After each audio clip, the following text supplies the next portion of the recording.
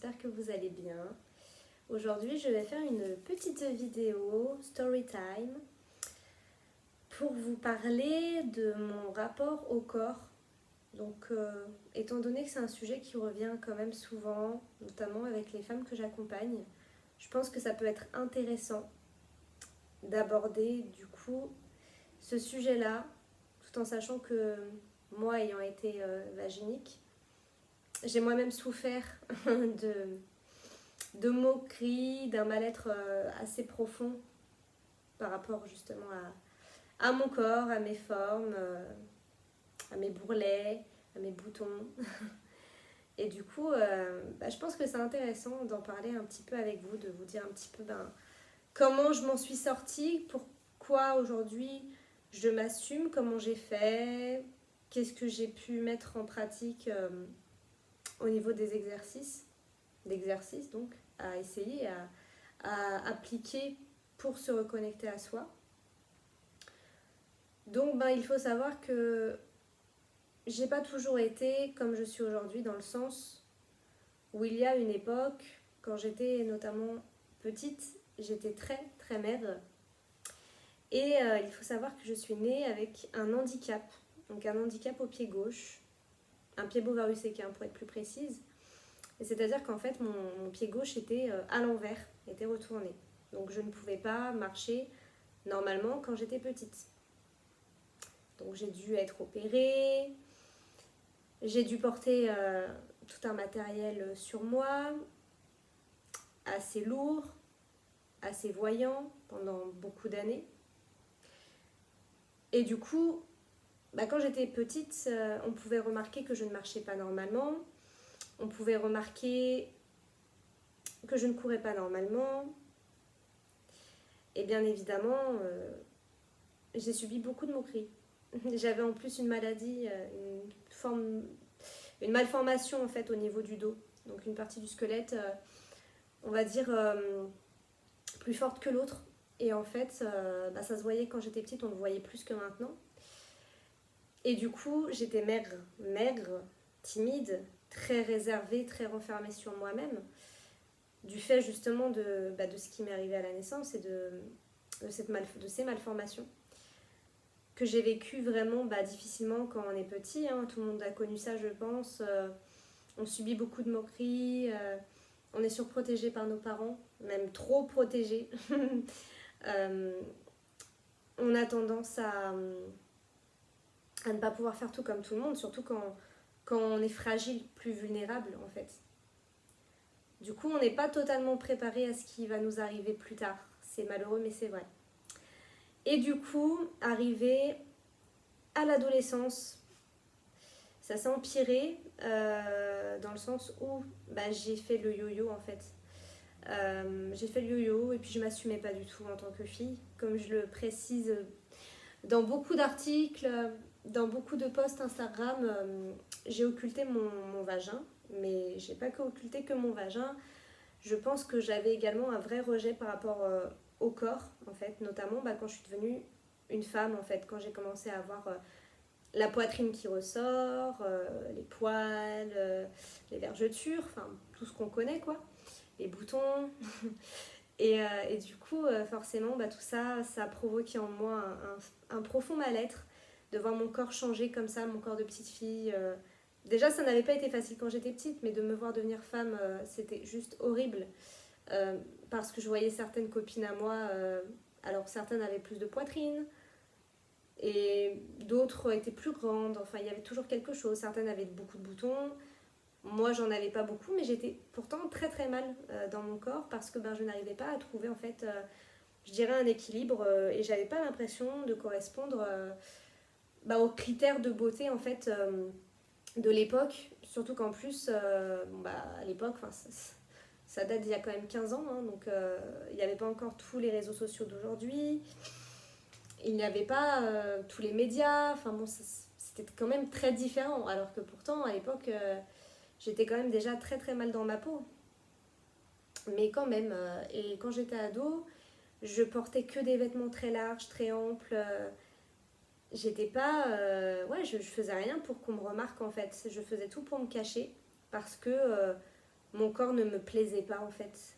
Ce corps de femme ne me correspondait pas. Enfin, à cette époque-là, j'avais l'impression que je pouvais pas être une femme en fait. Je voulais rester une ado rebelle.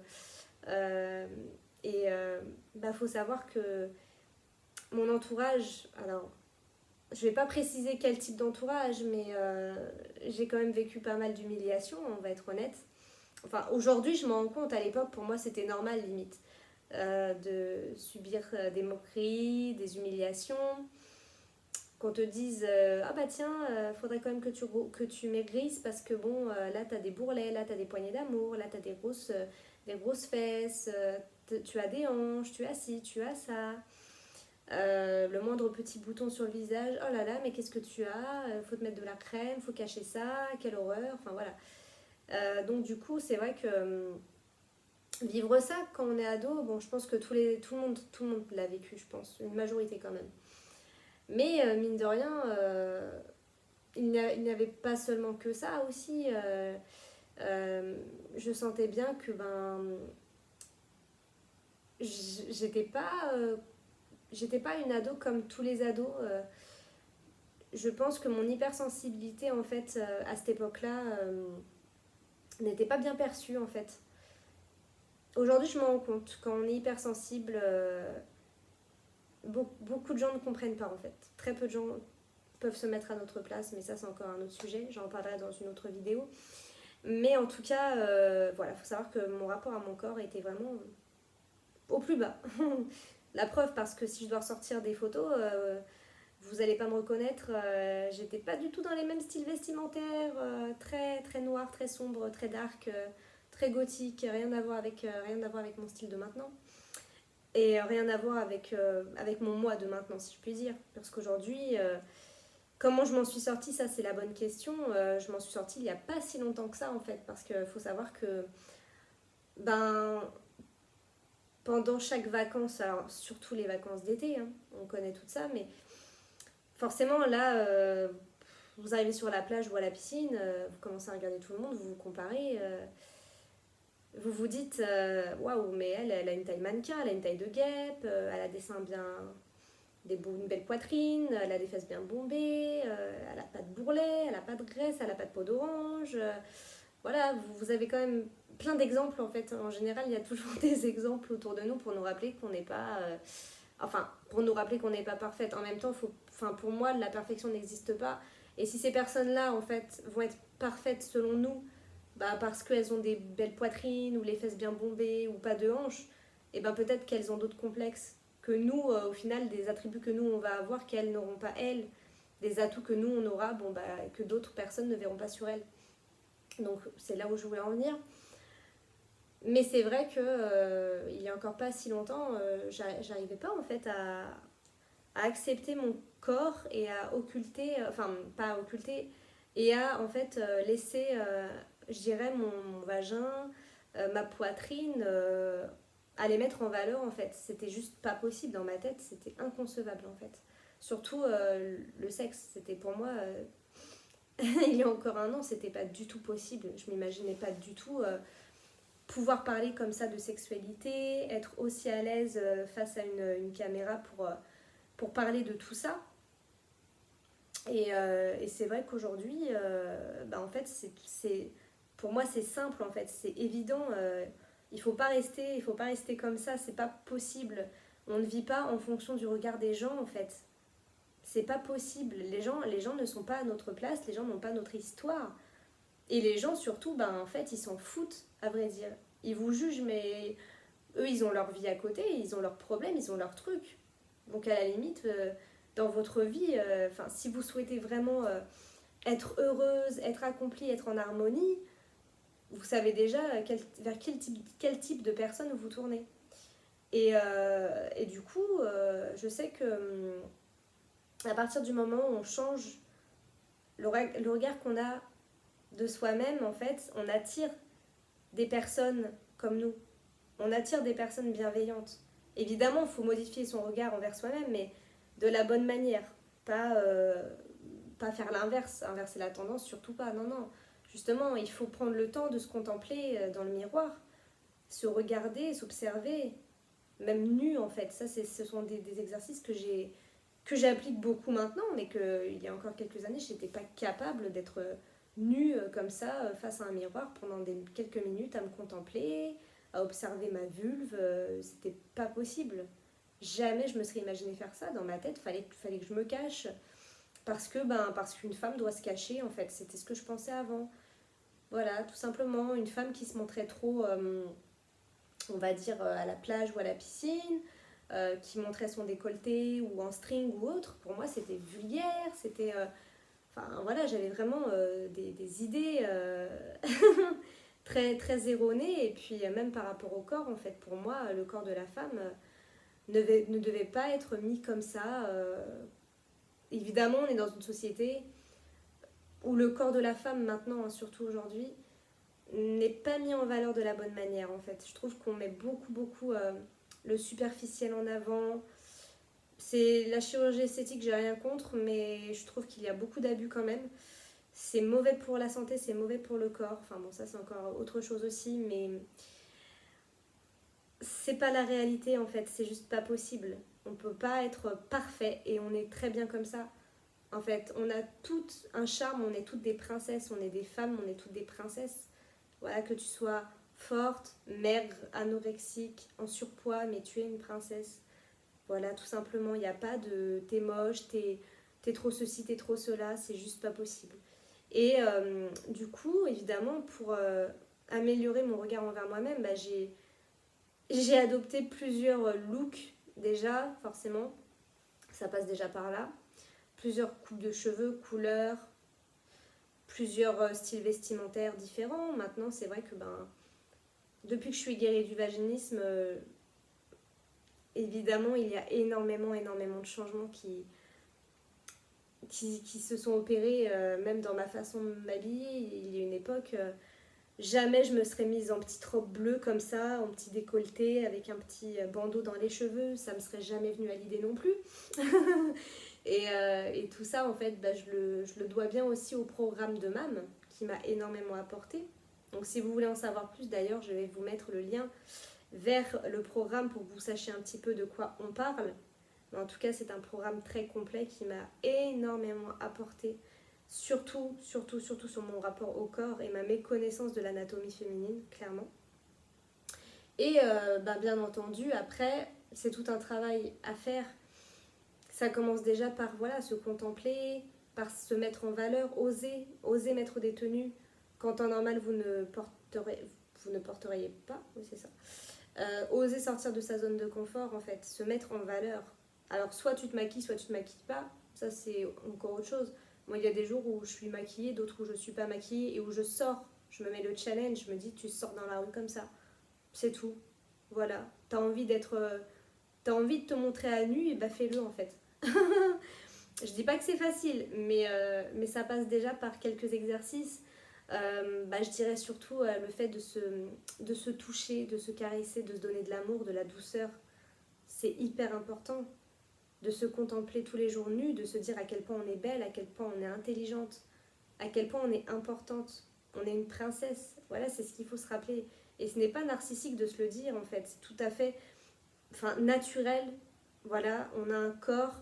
Notre corps, il est fait pour quoi? Il est fait pour danser, pour bouger, pour aimer, pour toucher, pour regarder, pour sentir. C'est magique. C'est notre corps qui nous transporte, qui nous soutient. C'est grâce à lui qu'on a envie, en fait. Et c'est pour ça que pour moi, il faut savoir être reconnaissante. Et il faut savoir se nourrir correctement, en qualité. Il faut savoir se traiter avec soin, avec amour. Voilà, tout simplement. Après, évidemment, ça paraît facile comme ça, mais non, c'est un travail à faire de longue haleine. Je dis pas que ça se fait du jour au lendemain. Ça passe aussi par la méditation, par l'ancrage. Ça passe par porter de la belle lingerie. Fais-toi plaisir, éclate-toi. Danse, danse sensuellement sur une musique devant la glace. Regarde-toi. Regarde-toi avec un sourire. Regarde-toi avec envie, avec désir. Imagine que tu es une autre personne et que tu te vois toi. Tu es une autre personne que toi-même et tu te vois dans le miroir en train de danser, en train de bouger. Qu'est-ce que tu penses, sincèrement? C'est ça qui est important. Regarde tes atouts en premier lieu. Ne regarde pas tes défauts, tes complexes ou tes détails. Personne n'est parfait, c'est juste pas possible. Mais regarde tes atouts, c'est hyper important. Et au pire, même, t'as un petit bourrelet, t'as un petit ventre. Moi, j'ai un petit ventre, j'ai un petit bourrelet. Et alors? Et alors? Bah, je m'accepte comme je suis, c'est tout. Je suis un être humain, mon corps, il bouge. Je ne suis pas une machine. Je ne suis pas une poupée, en fait.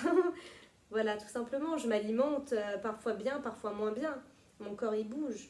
Avec mes humeurs, avec des facteurs, avec plein de choses. Donc c'est normal. Ça peut pas toujours être... voilà, je ne peux pas toujours me sentir super, super, super à l'aise. Mais je m'accepte. Et pour être plus à l'aise, justement, et ben, qu'est-ce que je fais? Et ben, soit je perds un peu de poids, je vais à la salle de sport, je vais faire de la natation. Enfin, il y a toujours des moyens. Et des moyens sains et naturels, en fait. Ah, ça me fait du bien de parler de ça. Je me serais pas cru capable, en fait, de le faire. Et puis, j'en suis capable. J'adore me lancer des challenges comme ça. Surtout pour évoquer... une partie de ma vie. Et je pense que c'est important parce que c'est vrai que jusqu'à maintenant, j'ai fait beaucoup de vidéos sur des exercices en lien vraiment avec le vaginisme. Mais c'est important parce que je me suis rendu compte aussi que le vaginisme, il était bien, bien, bien plus en relation avec... Enfin, c'est en relation avec tellement de choses, le vaginisme. Ça passe par les blessures, ça passe par le rapport au corps, ça passe par l'éducation, bien entendu aussi, par la culture, la religion, mais aussi par sa vision de soi-même, en fait, par le rapport qu'on a avec soi-même et avec son corps. Et c'est vrai que je me rends compte de plus en plus, depuis que je m'accepte que comme je suis, que je m'aime, que je me trouve sensuelle, désirante, ça va beaucoup mieux, ça va beaucoup mieux. Je m'ouvre à de nouvelles perspectives. Et je pense que parfois, c'est important de faire le point avec soi-même. C'est hyper important de se poser. Là, je le fais, j'avais envie de le faire. Je savais qu'il fallait que je le fasse à un moment donné. Pas pour, voilà, uniquement pour moi. Hein. C'est uniquement pour moi que je fais cette vidéo, mais je savais qu'à un moment donné, il fallait que je me lance, il fallait que je sorte ce que j'ai en moi, en fait. Que je me confie un petit peu, en fait, au final. Et ça me fait du bien, ça me fait du bien. Là, je me sens vraiment, je me sens un peu soulagée de m'être confiée comme ça derrière la caméra. En tout cas, n'hésitez pas, si vous voulez échanger de ça avec moi, voilà, si vous voulez savoir un petit peu, en savoir un peu plus, il n'y a pas de problème pour venir en discuter en privé, sur mes réseaux ou dans les commentaires. À savoir que je suis accompagnatrice dans le programme de MAM. Donc si jamais vous vouliez en savoir un petit peu plus et profiter davantage de ma présence pour des conseils et pour vous accompagner plus loin, n'hésitez pas, prenez contact avec moi ou alors prenez votre appel diagnostic et faites part de nos échanges ou vous faites part de mes vidéos. Voilà, il ne faut pas hésiter. Et puis écoutez, moi je vous dis à très bientôt, je ferai d'autres vidéos prochainement. Mais aujourd'hui c'était un peu exceptionnel, je voulais un petit peu changer, je voulais changer de format en fait. Voilà. Donc si ça vous plaît, si vous en voulez d'autres sur d'autres sujets, je suis ouverte. À très bientôt.